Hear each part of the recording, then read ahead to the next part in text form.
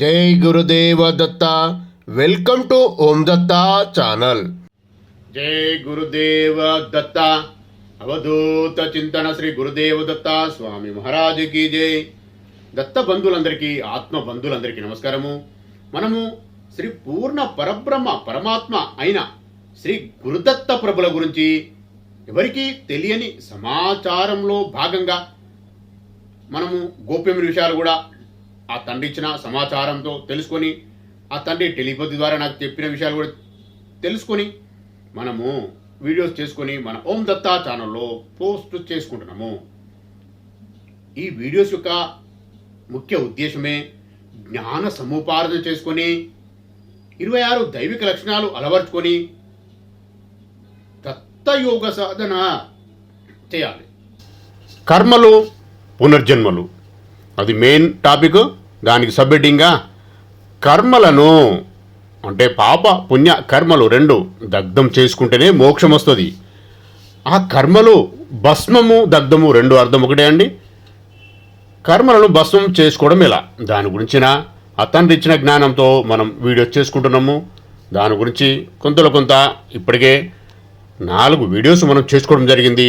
ఇది దానికి కంటిన్యూషన్ వీడియోలోకి వెళ్దాము. కర్మలను భస్మం చేయడం అంటే జన్మల పుణ్య పాప కర్మలు, ఇప్పటి జన్మలో చేసిన తప్పులు, శాపాలాంటివి, వాటి వల్ల వచ్చే బాధలను భస్మం చేయడం, దగ్ధం చేయడం లేదా శాంతి చేసుకోవడం. దీన్ని సంపూర్ణంగా నాశనం చేయడం కంటే అవి తీవ్రత తగ్గించుకోవడము, జీవితంలో అడ్డుకు రాకుండా చేసుకోవడం అనే భావంలో, అదే విషయంలో మనము ఆ తండ్రికి ప్రాశ్చాత్తాపం పడి వారిని వేడుకోవాలి. ముందుగా అసలు కర్మలు ఎలా ఏర్పడతాయి, కొంతలో కొంత, ఇది మళ్ళీ రిపీట్ ఏం కాదండి. దీనికి ఎక్కువ ఇన్ఫర్మేషన్, పూర్తిగా కొంత ఎక్కువ ఇన్ఫర్మేషన్ వస్తుంది. కర్మలు అసలు ఎలా ఏర్పడతాయి అంటే మనం మాట్లాడే మాటలు, ఆలోచనలు, చేసే పనులు, అప్పుడు ప్రతి క్షణం కర్మ అవుతుంది. వాటి వలన ద్వేషం, దోపిడీ, వంచన, క్రూరత, అసత్యం వంటివి దుష్కర్మలుగా పేరుకుపోయి జీవితంలో ఆపదలు, రోగాలు, ఆర్థిక కష్టాలు, కుటుంబ ఘర్షణ రూపంలో అవి పెరిగి జీవితము నాశనానికి కారణమవుతుంది అన్నది నేరుగా దీనిని అణిచిపెట్టడం కాదు, దాని ఫలాన్ని మార్చడం, తగ్గించడం ఒక పెద్ద భాగం. కర్మల నాశనానికి ముఖ్యమైన సిద్ధాంతం సనాతన ధర్మాలలో, పురాతన శాస్త్రాల ప్రకారం కర్మలు ఎవరు పూర్తిగా రద్దు చేయాలని అనుకున్నా వారికి చాలా పెద్ద మొత్తంలో జ్ఞానం తెలుసుకొని ఉండాలి. వాటి తీవ్రతను మాత్రం తగ్గించుకోవచ్చు. ముందుగా ఏం చేయాలంటే గాఢమైన ప్రాశ్చిత్తాపము ప్లస్ మార్పు, ధ్యానము, జపాలు, పూజలు, హోమాలు, దానం, జీవితంలో నైతిక జీవన విధానము. అంటే కర్మల నాశనము అనేదానికి మనము చూస్తే ప్రాశ్చాత్తాపము ప్లస్ జ్ఞానము ప్లస్ యోగ్యమైన పూజ, ధ్యాన, మంత్ర సాధన ప్లస్ నైతిక జీవితము ఈజ్ ఈక్వల్ టు కర్మల భస్మము, కర్మల నాశనం, కర్మల దగ్ధము. దీని అర్థం 3. కర్మల నాశనానికి సాధన పద్ధతి. ఫస్ట్గా వచ్చేది భక్తి మార్గం. దానికి కూడా ప్రాయశ్చిత్తం. మొదట మనసుని శుద్ధి చేయడం ప్రాయశ్చిత్తంతో సాధ్యమవుతుంది. ఒక శాంతమైన స్థలంలో కూర్చొని మీ జీవితంలో చేసిన తప్పులు, అప్రమాణికత, ద్వేషం, బాధలు, వంచనలన్నీ గుర్తు చేసుకొని, వంచన చేసినవన్నీ గుర్తు చేసుకొని, ఇతరులను బాధ పెట్టినవన్నీ గుర్తు చేసుకొని మనసులో ఇలా చెప్పుకోండి: ఈ అన్ని దుష్కర్మలను నేను పశ్చాత్తాపపడుతున్నాను, మరొకసారి ఇలాంటి తప్పులు చేయను, జీవితంలో నీతిగా, సత్యంగా, అహింస భక్తితో జీవిస్తాను. కొందరు పశ్చాత్తాపాన్ని దైవానికి అర్పిస్తారు, సాక్షిగా గురువును పెట్టుకొని. ఇదే మొదటి మెట్టు, లేకపోతే కర్మఫలం తగ్గదు. ఇది జాగ్రత్తగా అర్థం చేసుకోండి.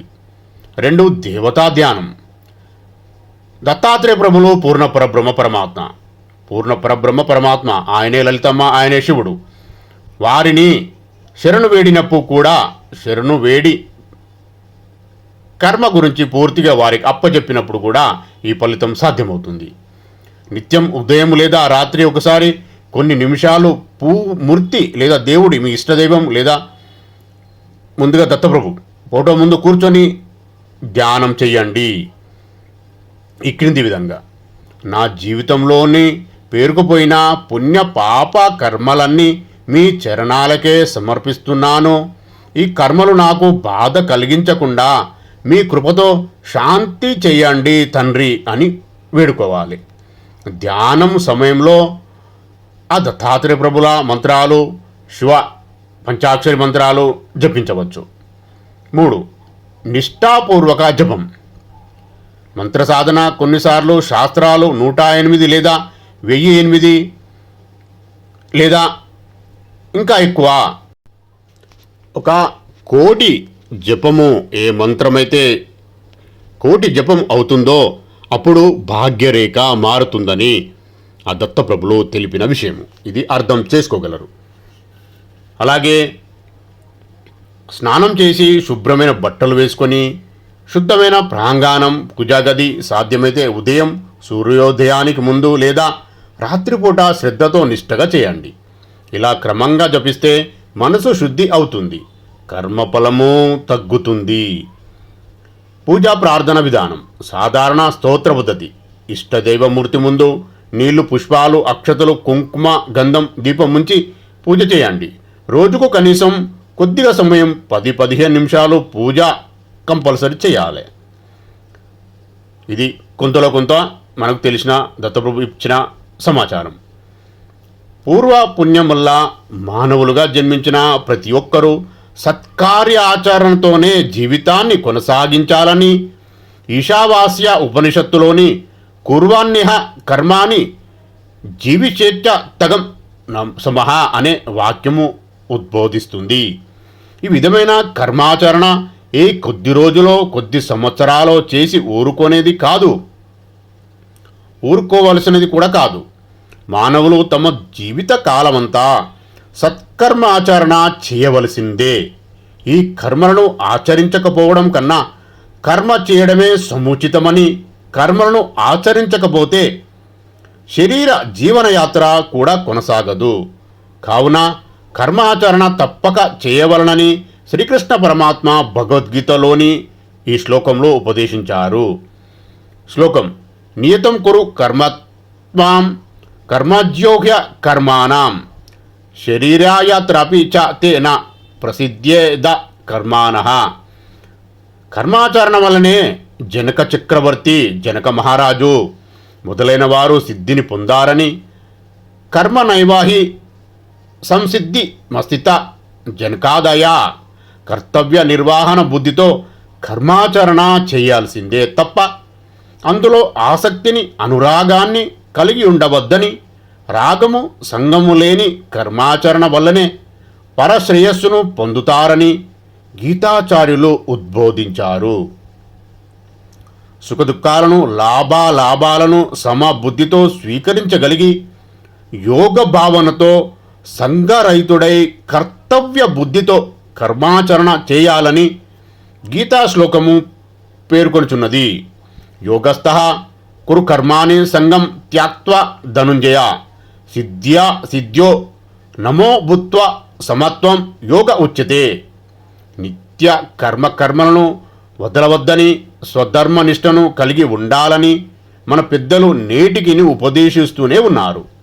శుభ కార్యాచరణ చేయాలని, తద్వారా సత్ఫలితాలు పొందవచ్చని, పాపాచరణ వల్ల, దుష్ట కర్మాచరణ వల్ల దుష్ఫలితాలు సంభవిస్తాయి.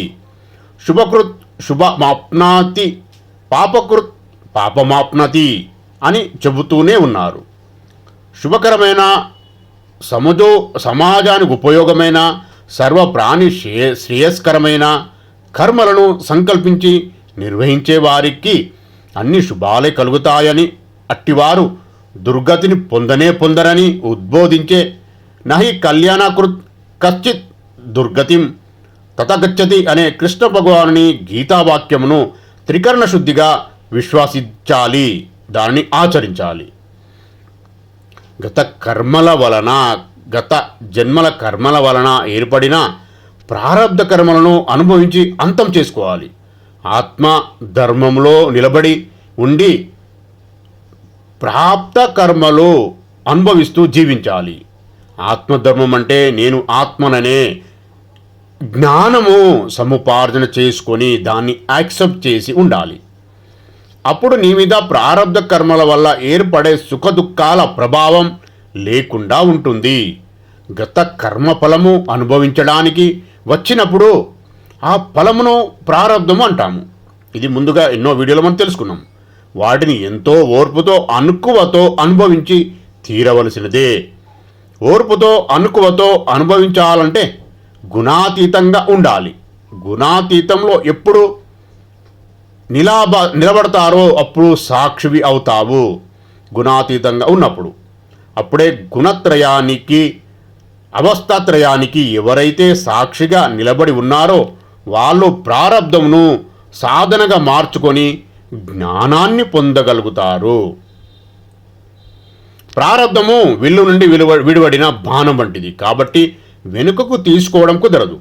శరీరం వచ్చేసింది కదా, అర్థమది. వాటిని ఎలా చేయగలం? అనుభవించి క్షయింప చేసుకోవాలి. అంటే నీవు లేకుండా ఉంటే అవి క్షయం అవుతాయి, నీవు ఉండి చేస్తే అవి ఎప్పటికీ ఉంటాయి. అనుభవించేటప్పుడు నేను చేయటం లేదని కర్తృత్వ భోక్తృత్వంలో లేకుండా ఉండాలి. అప్పుడే అవి క్షయమవుతాయి. లేకపోతే మిగుల్చుకుంటావు. వాటిని ఎదురు చెప్పకుండా మౌనంతో సహనంతో ధైర్యంతో అనుభవించవలసిందే.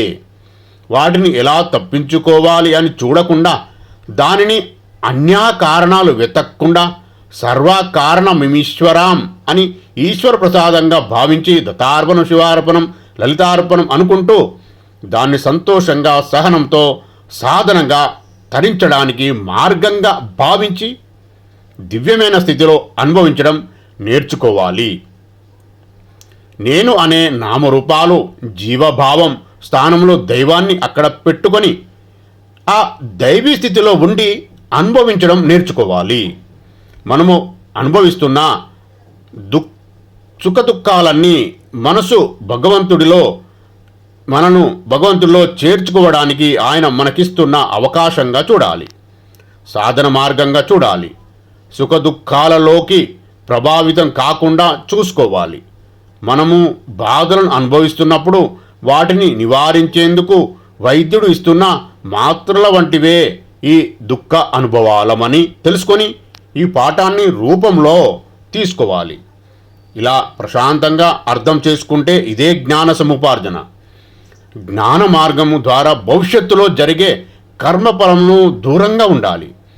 గతంలో మనం కూడబెట్టుకున్న కర్మఫలం నుండి, సంచితం నుండి పరిపక్వత పొందిన కర్మఫలము అంటే ఈ జన్మలో అనుభవించడానికి సిద్ధంగా ఉన్న కర్మఫలములు ప్రారబ్ధ కర్మలు అవుతాయి.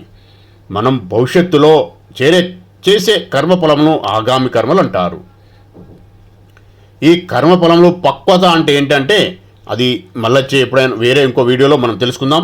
ఇప్పుడు ఇందులో కుదరదండి. ప్రారబ్ధ కర్మగా వస్తుంది. దీనిని అనుభవించేటప్పుడు ఆగామిగా అవుతుంది, ఇంకా ఏమైనా కర్మలు చేసినప్పుడు. ఇది మనం ఇంతకుముందు మాట్లాడుకున్న విషయమే. అయితే ఈ కర్మ సూత్రాన్ని అధ్యయనం చేసి అర్థం చేసుకొని జ్ఞానంతో సంచితంతో సహా ఎవరైతే పోగొట్టుకుంటారో వాళ్ళు మోక్షాన్ని పొందుతారు. జ్ఞాన సముపార్జన అని నేను చెప్పే విషయము ఇదే. జ్ఞాన సముపార్జనతోనే మనకు చాలా లాభాలు ఉన్నాయి.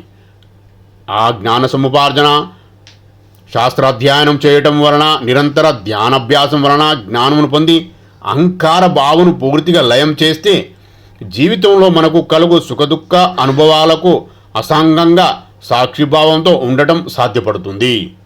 నేను నేను అనే దాన్ని నీరసించడం నేర్చుకోవాలి.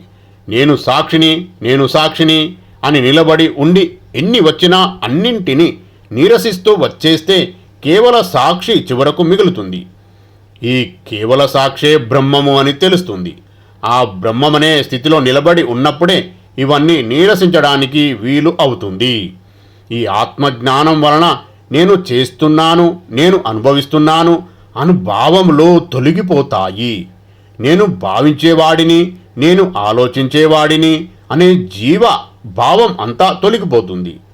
కర్తృత్వ భోక్తృత్వాలను నీరసించాలి. నేను సాక్షిని అనేటప్పటికీ ఈ ఆలోచనలు భావనాలు లేకుండా పోతాయి. దీని పర్యవసనంగా నీవు జీవభావం లేక అసంగంగా ఉండుట సంభవిస్తుంది. కాబట్టి సాక్షి సాధన ద్వారా ఆగామి కర్మను కూడా పోగొట్టుకోవచ్చు. ఈ వీడియోలో ఇంతే అండి. ఇంతమంది వీడియోని చేసుకుని అదృష్టం కలిగించినందుకు శ్రీ పూర్ణ పరబ్రహ్మ పరమాత్మ శ్రీ గురు దత్త ప్రభులకు కోటి సాష్టాంగ దండ ప్రమాణాలు, కోటి కృతజ్ఞతలు. ఇది జ్ఞాన సముపార్జన అనేది చాలా పెద్ద విషయం అండి. ఎంత తెలుసుకున్నా సరిపోదు. అన్ని విషయాలు మనం విని తెలుసుకుంటూనే ఉండాలి. ఎంత జ్ఞాన సముపార్జన చేసుకుంటే అంత ఆత్మ దర్శనము, ఆత్మ భావన మనకు అలవడుతుంది. ఇది అర్థం చేసుకొని ఆచరణలో పెట్టే ప్రయత్నం చేయండి. దత్తార్పణం. ఈ వీడియో గనుక మీకు నచ్చినట్లయితే లైక్ చేయండి, షేర్ చేయండి, సబ్స్క్రైబ్ చేయండి.